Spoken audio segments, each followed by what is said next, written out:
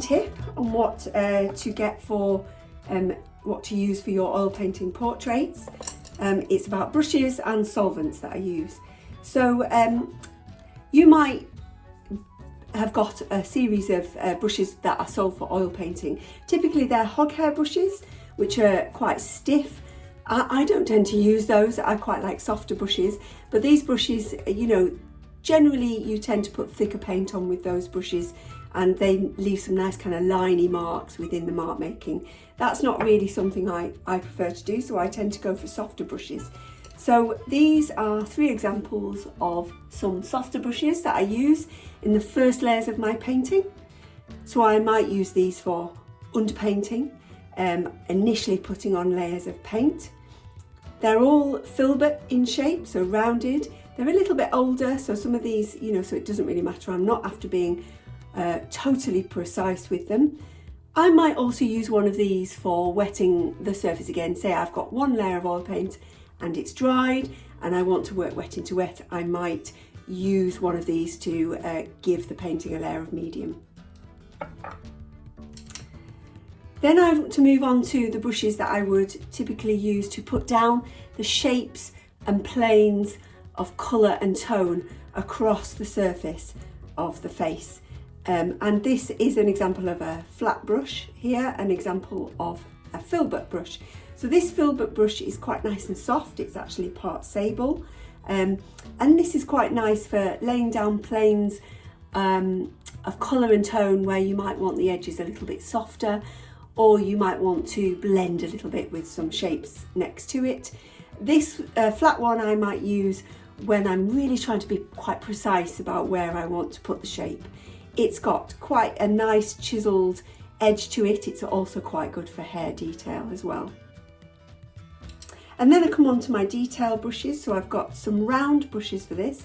There's a very small round brush there for some detail. These do go into points once they've got paint on them. And then this again is a little bit bigger. Okay, so I might put detail on with those. And then finally, in my painting set, I have a rigger brush, which has got quite a long end to it. I think they come in different sizes. This one's a sable one, and when it's got paint on it, it goes to a real nice point.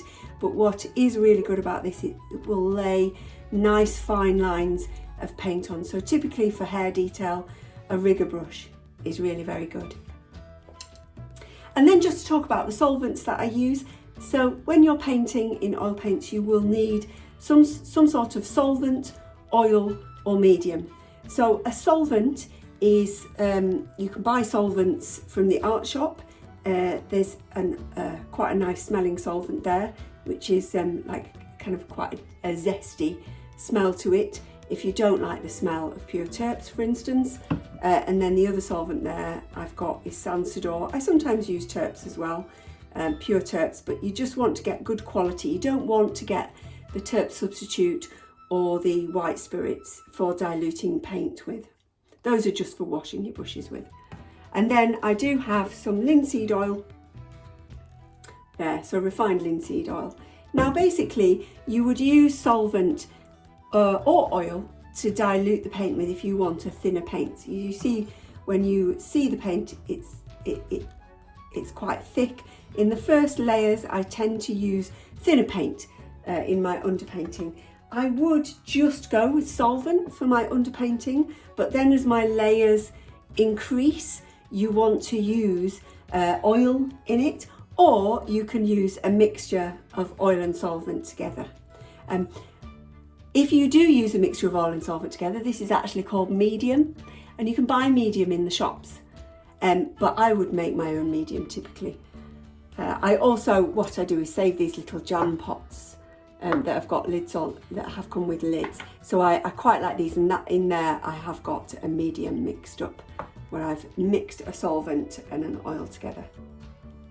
So hopefully that's given you an idea of what you might need to start painting in oils.